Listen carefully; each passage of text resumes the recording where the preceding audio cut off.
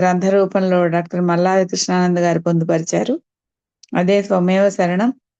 ఆ త్వమేవ శరణం మనం మొదలు పెట్టుకున్నాం, ప్రతి బుధవారం చదువుకుంటున్నాం.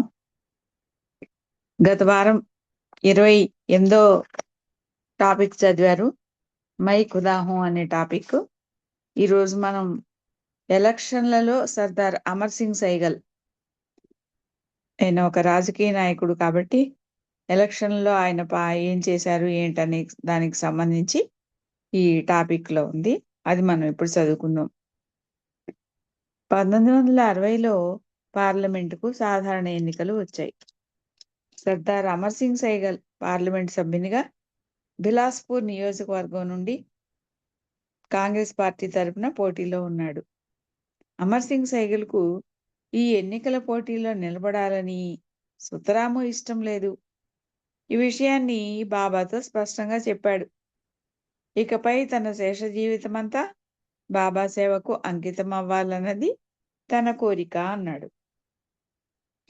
నీ సత్యప్రేమ సందేశాల్ని దేశం నలుమూలల వ్యాప్తి చేయాలని ఉంది అన్నాడు. బాబా అంతా ఆలకించారు. ఆ పిదప ఎన్నికల్లో పోటీ చేయమని సర్దార్జీని బాబా ఆదేశించారు. బాబా ఆదేశాల మేరకు ఆయన ఎన్నికల బరిలో నిలిచాడు. ఎన్నికల ప్రచార హోరు పెద్ద ఎత్తున జరుగుతోంది. బాబా తన మండలితో, సర్దార్జీ దగ్గర డబ్బు లేదు, ఇతగాడేమో నిజాయితీపరుడు, నేను అతన్ని స్వచ్ఛంగా నిజాయితీగా ఉండమని చెప్పాను.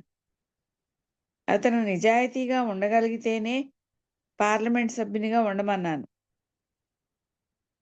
డబ్బులు లేని సర్దార్జీ ఎన్నికల్లో ఎలా గెలుస్తాడబ్బా అని బాబా నవ్వుతూ అన్నారు. ఓ చంపన అంటే ఓ పక్క ప్రత్యర్థులు డబ్బుని మంచి నీళ్లుగా ఖర్చు చేస్తున్నారు. ఎన్నికల్లో పోటీ చేసి నిలబడాలంటే కోట్లు ఖర్చు పెడితే గానీ ఆ గెలవటం అనేది జరగని పని. అది కూడా లాస్ట్ మినిట్ వరకు ఓటర్ల నాడి ఎలా ఉంటుందో చెప్పలేం. మరి అలాంటి పరిస్థితుల్లో బాబా చూడండి ఎంత సరదాగా అంటున్నారో, డబ్బు లేని సర్దార్జీ ఎన్నికల్లో ఎలా గెలుస్తాడబ్బా అని నవ్వుతున్నారంట. ఓ పక్క నిలబడమని చెప్పింది ఆయనే, నాకు ఇష్టం లేదని చెప్పిన సర్దార్జీతో. మరి మిగతా ప్రత్యర్థులు, ఆయన పైన పోటీ చేసినటువంటి మిగతా వాళ్ళు డబ్బుని మంచినీళ్లుగా ఖర్చు చేస్తున్నారు. అంతేకాదు సర్దార్జీ ఓటమి చవిచూడటం ఖాయమని అన్నారు బాబా మండలితో. ఇంతలో ఎన్నికలు పూర్తయ్యాయి. ఓటింగ్ ప్రారంభమైంది. ఓటింగ్ సరళి చూస్తే సర్దార్జీ తన సమీప ప్రత్యర్థిపై రమారమి 20,000 ఓట్ల తేడాతో వెనకబడి ఉన్నాడు. ఓటమి తథ్యం అనిపిస్తోంది. మండలి సభ్యుడైన పెండు రేడియోలో ఎలక్షన్ ఫలితాలు వింటున్నాడు. సర్దార్జీ ఓటమి పాలయ్యేలాగా ఉన్నాడు. అతనికి ఎలాగైనా సహాయం చేసి ఎన్నికల్లో గెలిపించండి బాబాపై ఒత్తిడి చేస్తున్నాడు పెండు. అతన్ని ఓడిపోతాడని బాబా పదే పదే అంటుంటే బాబా కార్యదర్శి ఆదికేయరాన్ని ధైర్యం చేసి, ఇదేమి చిత్రం బాబా, అతని ఎన్నికల్లో పోటీ చేయనని అంటే మీరే అతన్ని పోటీలో ఉండాలని ఆదేశించారు. సర్దార్జీ 100% మీ సేవకే అంకితమైన ప్రేమికుడు, నిస్వార్థ రాజకీయ నాయకుడు, అతను ఓడిపోవడం అన్యాయం అని అన్నాడు. బాబా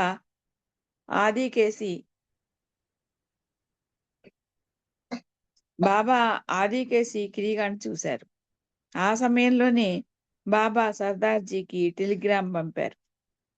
అది ఆ టెలిగ్రామ్ ఇలా ఉంది: worry not what the result will be, as you have won the heart of the ancient one,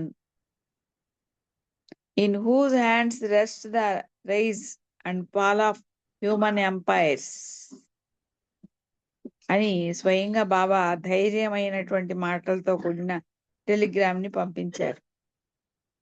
సాక్షాత్తు భగవంతుడి హృదయంలోనే కొల్లగొట్టావు నువ్వు, భగవంతుడి హృదయాన్ని గెలుచుకున్నవాడివి, నువ్వు ఏదైనా సరే రిజల్ట్ గురించిన వర్రీ నువ్వు పడాల్సినటువంటి అవసరం లేదని చెప్పి టెలిగ్రామ్ పంపించారు. ఇదిలా ఉంటే ఓటమిని అంగీకరించినట్లు సర్దార్జీ తన ఇంటికి వెళ్ళిపోయాడు గూడా. అయితే బాబా ఏ అద్భుతం చేశారో కానీ చివరాఖరిలో ఏ బ్యాలెట్ బాక్స్ తెరిచినా సైగల్ గారికి వచ్చిన ఓట్లు ఎక్కువగా ఉన్నాయి.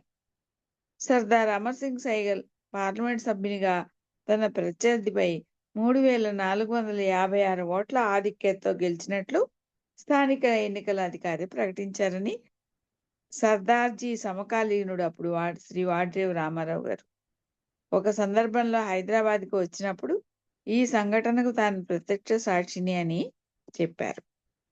ఆయన చెప్పడం ద్వారా ఈ విషయం తెలిసింది. దాన్ని మనకి ఈ గ్రంథంలో పొందుపరిచారు. సర్దార్ అమర్ సింగ్ సైగల్ పార్లమెంట్లో ఏ రకంగా ఎన్నికయ్యారు. ఎందుకంటే నేను నీ దేశం అంతా తిరిగి నీ సేవ చేస్తాను అంటే ఆయన ఆలోచించారు.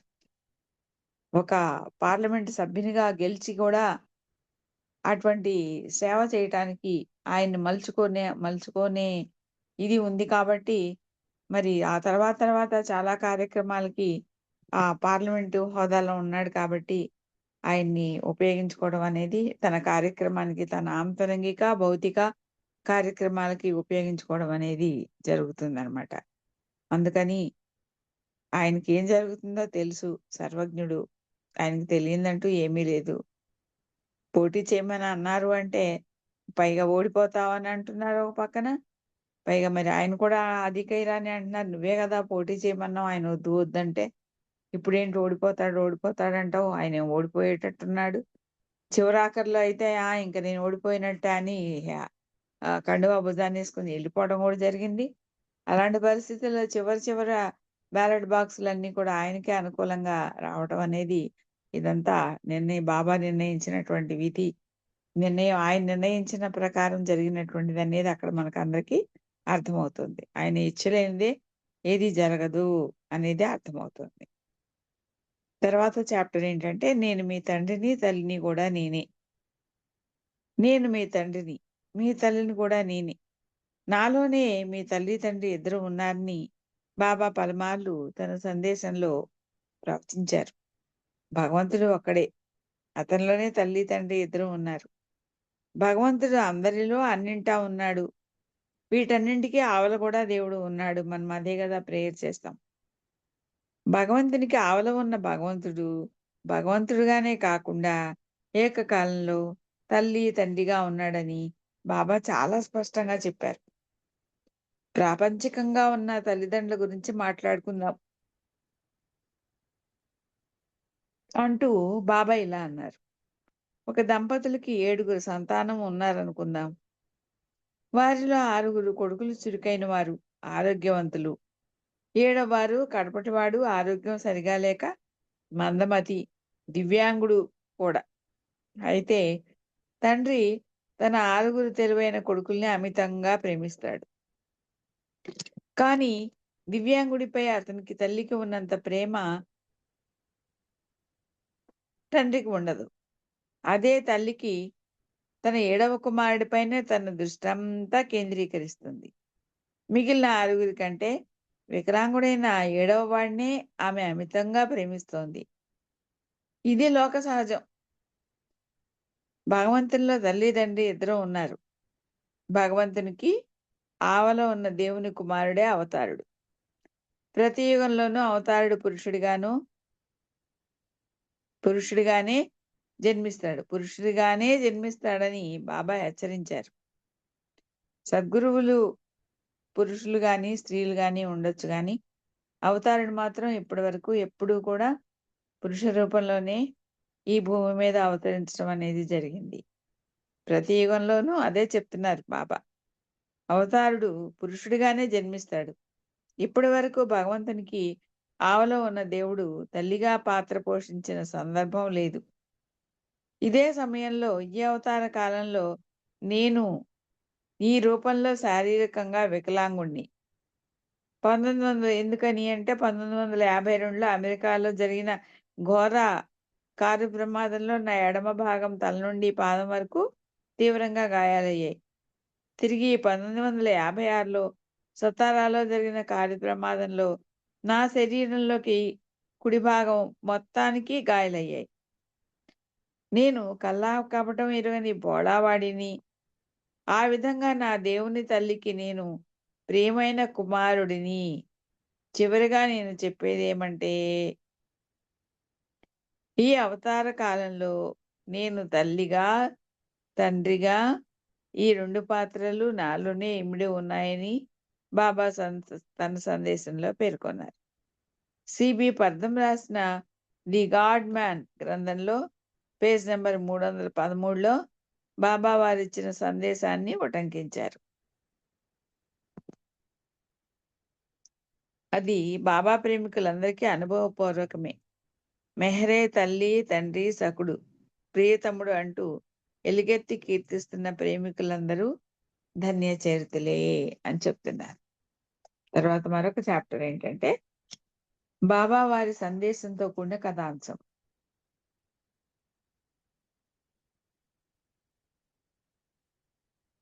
జీవితం అంటే ఇంతేగా ఈ టాపిక్ పేరు. జీవితం అంటే ఇంతేగా, ఎంతో చిన్నది జీవితం. జీవితం అంటే ఇంతే, ఇది కథ. దాహం కోసం రాజ్యంలో సగభాగం కోల్పోయిన చక్రవర్తి మూత్ర విసర్జన కోసం రాజ్యంలో మిగిలిన సగభాగం పోగొట్టుకున్నాడు. దానికి సంబంధించిన కథ అన్నమాట ఇది. ఆపై బ్రతకడానికై అక్కడి నుంచి వెళ్ళిపోయాడు. 2020 మార్చిలో ప్రబలిన కరోనా మహమ్మారి ప్రపంచంలోని సుమారు 2006 దేశాల్లోని 700 కోట్లకు పైగా ఉన్న ప్రజలను గజగజ వణికించింది. ఎందరి జీవితాల్లోనూ కలవరం సృష్టించింది. ఈ సందర్భంలో బాబావారి సందేశంతో కూడిన ఈ కథాంశం ప్రస్తుతాంశంలో సందర్భోచితమని మా భావన. దయచేసి పరిశీలించండి. అంటే ఇప్పుడు ఉన్నటువంటి సమకాలీన పరిస్థితులకి బాబా ముందస్తుగానే చెప్పినటువంటి విషయం ఎలా మనకి సంయమనం చేసుకోవచ్చు అనే దాని గురించి ఈ విషయాన్ని మనకు తెలియజేస్తున్నారు. జీవితం అంటే ఇంతేగా అనే టాపిక్ ద్వారా. దానికి ఒక మంచి కథ ద్వారా చెప్తున్నారు ఇక్కడ. ఒక రోజున ఒక దేశ చక్రవర్తి తన కుటుంబీకులు, బంధువులు, మిత్రులందరితో కలిసి తన రాజ్యంలో ఉన్న సద్గురు దర్శనార్థం బయలుదేరాడు. సద్గురు ఆశ్రమానికి సుమారు 5 కిలోమీటర్ల దూరంలో తన అశ్వగజ బలాలన్నింటినీ ఆపివేసి తన అనుచరగణం, బంధుమిత్రులతో కలిసి నిరాడంబరంగా నడుచుకుంటూ సద్గురుని ఆశ్రమానికి వెళ్ళాడు. ఆ ఆశ్రమం బయట ఉన్న కాపలాదారునికి తాను ఈ రాజ్యానికి చక్రవర్తినని, సద్గురువు దర్శనార్థం వచ్చానని వినయపూర్వకంగా తన రాక గురించి తెలియజేశాడు.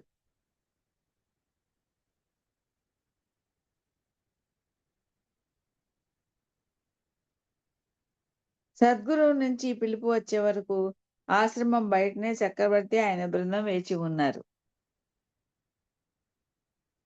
ఆ తర్వాత సద్గురువు దర్శనం దూరం నుంచి నిలబడే చేసుకుంటూ తన ఆస్థానంలోని అధికారులను, బంధువులను ఒక్కొక్కరిని చక్రవర్తి సద్గురువుకు పరిచయం చేశాడు. సద్గురువు చాలా సంతోషించాడు. ఆ తర్వాత చక్రవర్తిని, ఆయన బృందంలోని సభ్యులందరినీ కూర్చోమన్నారు.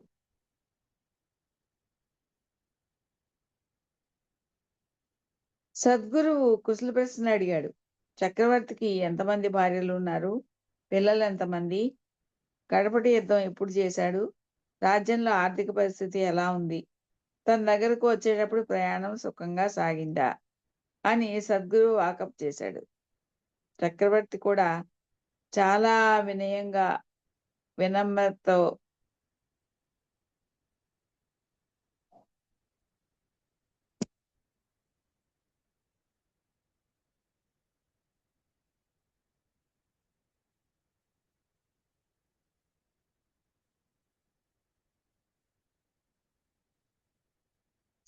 కుశల ప్రశ్నలు అడిగాడు. చక్రవర్తికి ఎంతమంది భార్యలు ఉన్నారు? పిల్లలు ఎంతమంది? కడపటి యుద్ధం ఎప్పుడు చేశారు? రాజ్యంలో ఆర్థిక పరిస్థితి ఎలా ఉంది? తన దగ్గరకు వచ్చేటప్పుడు ప్రయాణం సుఖంగా సాగిందా అని సద్గురువు వాకప్ చేస్తాడు. చక్రవర్తి కూడా చాలా వినయంగా, వినమ్రతతో సద్గురువుకి తగిన జవాబులు ఇచ్చాడు. ఇలా చాలాసేపు గడిచింది. చివరికి ఇక ఈ కార్యక్రమానికి ముగింపుగా సద్గురువు లేచి నిలబడి సెలవు ప్రకటించాడు. క్షేమంగా వెళ్ళమని ఆశీర్వదించాడు. అది గురువు ఆజ్ఞగా భావించి చక్రవర్తి, ఆయనతో పాటు వచ్చిన వారందరూ లేచి నిలబడ్డారు.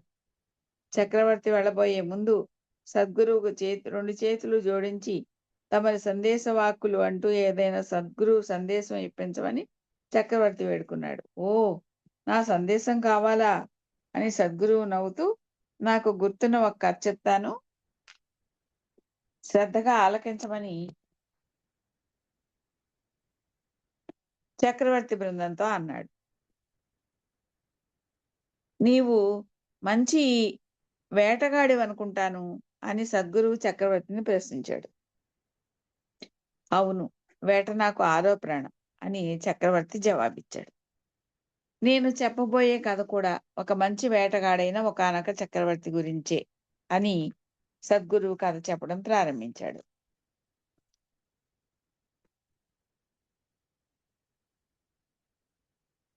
మంచి వేటగాడైన ఆ చక్రవర్తి రోజంతా అడవి మృగాల వేటలో ఉన్నాడు. తన లక్ష్యం నెరవేరకపోయేసరికి చక్రవర్తి ఆ రోజంతా అవిశ్రాంతంగా వేటలోనే ఉన్నాడు.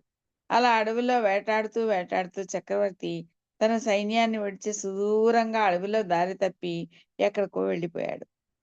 చక్రవర్తితో వచ్చిన సైన్యాన్ని ఒక దారయింది, చక్రవర్తి మరో దారయింది.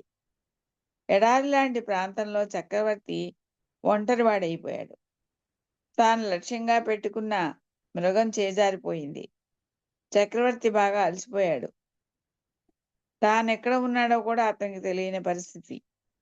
తన రాజ్యం పరిధులు కూడా దాటాడు.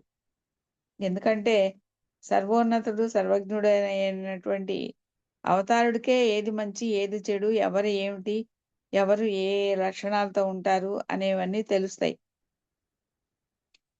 మరి ఇతను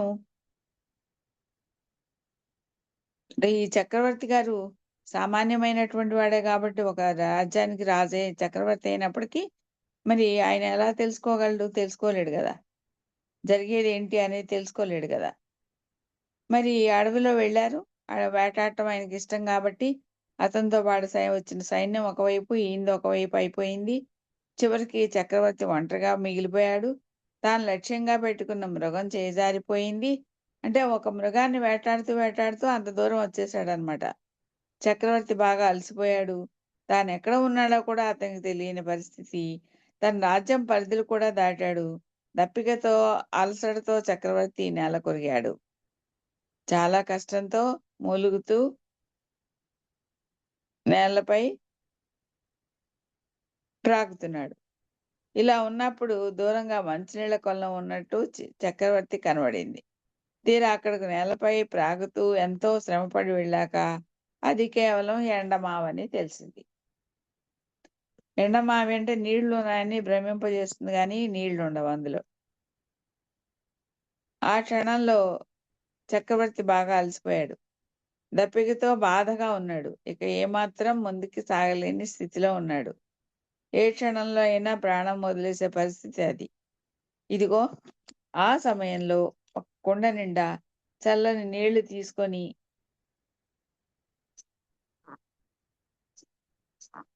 నేను ఆ చక్రవర్తి ఎదుట ప్రత్యక్షమయ్యానని సద్గురువు చెప్పాడు. నేను చక్రవర్తికి మంచినీళ్ళు ఇస్తాను, కానీ అందుకు తగిన మూల్యం చెల్లించాలని షరతు విధించారు.